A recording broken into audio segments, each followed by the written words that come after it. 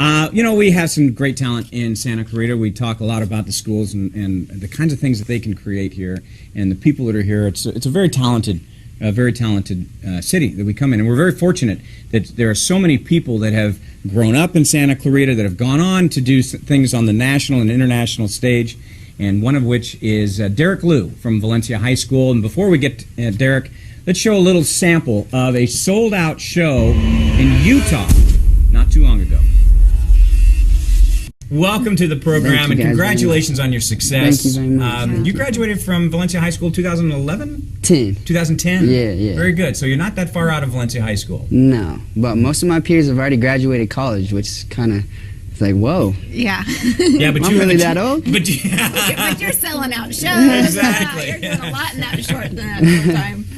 Now, Derek, the background and the things that you've had to overcome are quite remarkable. Growing up here, awesome town. It wasn't necessarily that awesome at a time for you. Can you kind of give us a little bit about what was going on in your life, the things that you had to overcome to get to where you are now? Absolutely. First, it started off, you know, I was a normal high school kid, you know, having fun, getting introduced into sports. I love football. That was like my passion, my life. Like, that kept me clean for those 4 years, you know. And then, you know, you get to junior, senior year, you're kind of big man on campus. I'm going to start drinking a little, partying, smoking. And I thought, you know, being invincible, I'm a football player, can't nothing happen to me. I started smoking in the parking lot, the staff parking lot, get expelled. My senior year, football, miss out on that opportunity. And it all just kind of started. This is a downward spiral since then. It's, you know, you lose something you're so passionate about. You're like, am I ever going to find something that I love like that much again? So it started, you know, the pot turned to more partying. Then eventually, you know, I was like, oh, I'm going to go to school in Santa Barbara, which is just totally not a party school. Like, they just keep it so clean out in Santa Barbara. Wow. Everyone is great out there, you know what I'm saying? They're focused on academics and everything out there. So I go out there, I get introduced into, you know, the cocaine and the they call them uppers, which is like ecstasy and like all that kind of stuff. And is it really just like that readily available? Yeah. Yeah. It's pretty easy. I mean, because, you know, you got some kids are having their parents pay for their schooling and their housing, you know what I'm saying? Then there's some kids that get the school grants but want some extra money on the side, you know what I'm saying? And I'm going to sell some pot, or I'm going to sell some cocaine, or, you know, I'm going to try and do whatever I can to just have a little side money and be able to party for free and you know, do the drugs for free. That's pretty much what it is. And then, you know, this one thing leads to another. You know, then what really actually the turning point where I went from uppers to downers, which is like pain pills, Xanax, all that. I hurt my back playing football out there, and like really bad. It was like a or like a muscle pulled or something. And I go to a doctor, and he's pretty carefree doctor. He's like, here goes this amount of Norcos and this amount of Somas. Take one of these with one of these, and you know, me being me, I'm gonna take 2 of these with 2 of these. Wow. And then it turned into 3 to 4 to 5, and then, you know, you build a tolerance. Then it goes to the Percocets, then to the Roxys, then to the Oxycontin, then eventually they call it being dope sick, where if you don't have it, you feel the chills, you're throwing up, you can't eat. So then a friend brings to me, he's like, I have some black tar, heroin. Do you want to do it with me? I'm like, sure, I'll smoke it. We smoke it off the foil, you know. That happened a couple more times. Then eventually he's like, I don't smoke my stuff, I shoot it, I bang it. And I was like, I don't know if I'm gonna do that. I'm cool on that. An hour goes by, I'm so dope sick, I think I'm gonna do it. And then it was off after that, and then it's just no coming back. Because once you have that, there's no other feeling. You know what I'm saying? But there is hope. Don't get wrong. There is hope. You can always come back, and the journey from getting clean till now was not easy. It was very tough. Do you still have that urge, or does it completely go away? Yeah, absolutely. I mean, I wouldn't lie to you and be like, oh no, I don't think about it ever. You know, what you think about is you think about the feeling, and then immediately after you think about all the things that happened. You know what I'm saying? My uncle dying, one of my best friends dying, seeing him actually physically dead in the room, and me trying to revive him, where my life was, trying to kill myself, like the suicide attempts, and that flashes through, and it's like, the feeling is not that important. So yeah, so you've mentioned the suicide attempts. Do you feel that was something that was in you mentally, or was it definitely drug related, drug induced? Both. It was both, because you have the drugs that are, you know, taking that what is it, normal, I guess that normal, you know, your normal train of thought where you like are stronger than this, I'm better than this, I can make it through this, and then you add the drugs in, then you add the people you're around, and then you add the people that were supporting you. I'm here for you, I'll be here for you no matter what. I got your back. And then when you need them, they're MIA, like, oh, we don't want it. Derek's a drug addict. We don't want anything to do with Derek. So that hurts even more. You're like, man, I thought you cared about me.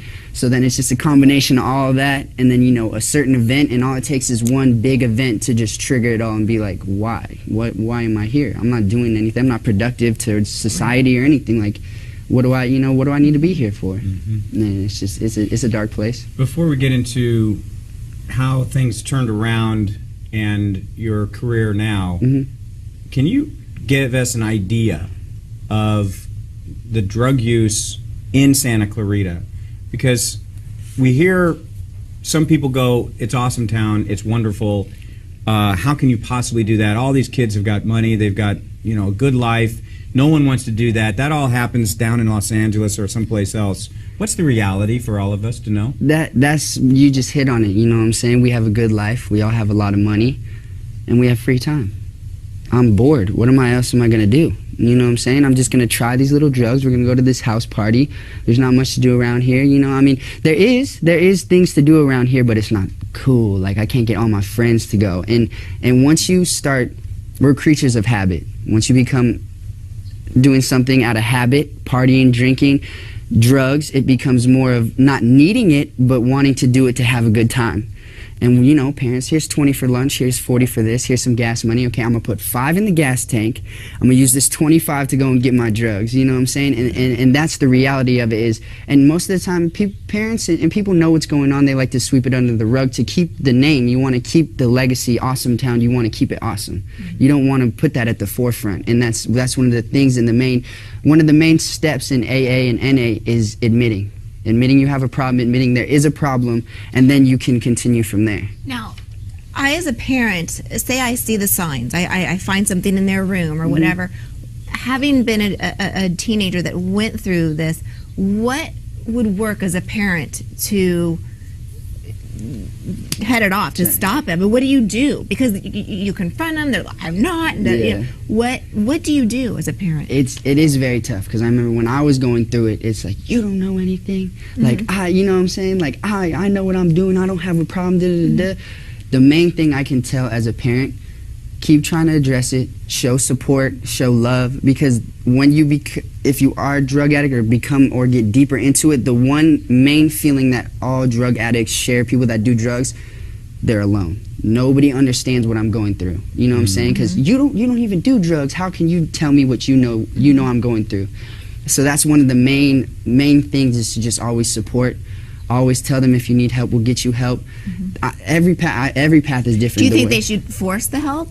I mean, I know that I personally would like grab my child and take them right into rehab and be like, you're there. Yeah, and I mean, is that the right thing? If that works for your family and works, and you know what I'm saying, is that's my parental guidelines, this is how I feel I should do it, then by all means, more power to you. There is no answer. There's no book to it. It's for each individual to figure out. Yeah, I mean, it's scary. It's really scary as a parent. It is. And even, you know, Chris is older, but still, it's a reality that it's out there and it's so available. And it's really horrifying, and I'm glad that you're here to share this and maybe even wake up some parents that might be seeing, and also, more importantly, any young children that might be watching and say, okay, there is help. Absolutely. So let's talk about the positive stuff. Positive. Yeah, you're a rap star. How did that happen? It was crazy. You want to be independent. Excuse me, when you get older, you want to be like more independent, like, I'm going to go live in LA, and I want to be an actor. First, I wanted to be an actor. I wanted to, because what I really wanted to do is I wanted to have a voice, because I wanted to be the light of hope for people, and I wanted to get my voice on a bigger scale so I can help millions and hundreds of thousands of millions of people at a time, you know?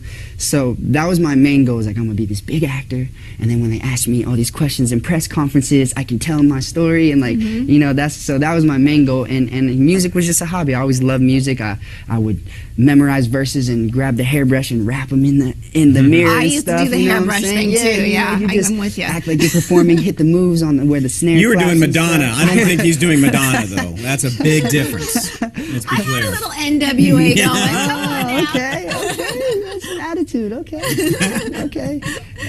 Yeah, and so eventually I was out there with my friend Kevin, and I knew him from Santa Barbara, and like I got a lot of love for Kevin because we went through a lot of the same stuff together, and we both grew from this situation. There's a lot of our friends from Santa Barbara that all fell by the wayside, just fell into the blender, and just nothing came of it. But we grew from it. He got a clothing line now, and I'm doing the music thing. And he actually introduced me to Mark Battles, who is now my CEO, the other artist on Fly America, and the person who signed me. And I want to bring that up because Fly America, your record label, one of the things that is paramount for this label, and it's almost a paradox, a juxtaposition of the world you're in, the rap world.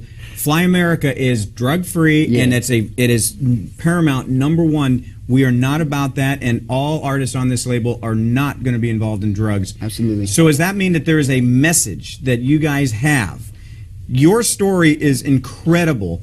Is that the message that you're trying to bring to a mass audience that, look, this drug world is not the right place to be? Absolutely. That's my main message is really it's that is it, like learn from my mistakes. If I can be anything but hope, I want to be that hope for you. That if you're in that world, I want you to know that you can be positive, keep positive thoughts, work hard, and you can do something that you love. Everybody has genius level potentials. You just have to find what you're good at, harness that, and then go get it. And it's hard work. It's going to be hard work. There's going to be a lot of doors that shut in your face, a lot of people that tell you no, make fun of you, your friends. You're going to lose friends. That's the first thing that I realized is I lost all my friends, and I gained great new ones, the people that really care about me. And so that's the main message that I want to preach is, you know what I'm saying, there is hope. And I'm not, because, people in that position, kids, they don't like to be told what to do. You know what I'm saying? You don't like to don't do this, don't do that, do like me. I just wanted to have my message out there. This is my opinion on the situation. Here's my outlook on life.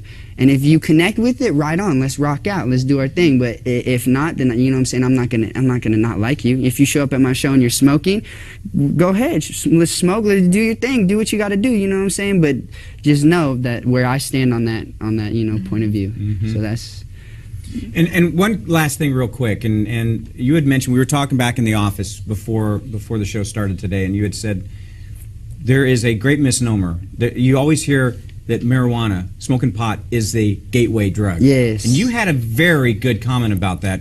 Well, tell us again what you had said. I might get a little backlash from my little pot smokers, but it doesn't, they don't say like, oh, pot, it's going to make you do drugs later. It just takes the fear away. It takes the fear away because you hear it's bad for you, don't do it. And then you're like, oh my gosh, I shouldn't do it. And then when you do it and you're like, it's not that bad, you know what I'm saying? Or like that's how you feel, you're like, it's kind of not that bad.